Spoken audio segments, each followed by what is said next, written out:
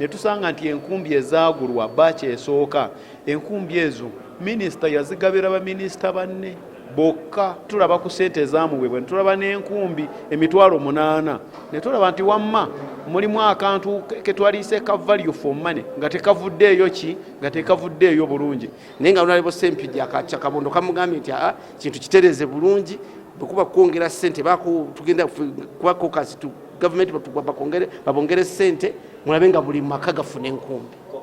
Briefing ze caucus ku nsonga ey'enkumbi President yasuubiza ggwanga mu campaign ezaggwa okugabira abantu era nga yajja mu Parliament n'asaba obuwumbi 8 obwa Uganda buno obuwana na Parliament yasobola kubumuwa ne bamuwaako entono kati agenda kubeera ng'aleeta supplementary mu Parliament.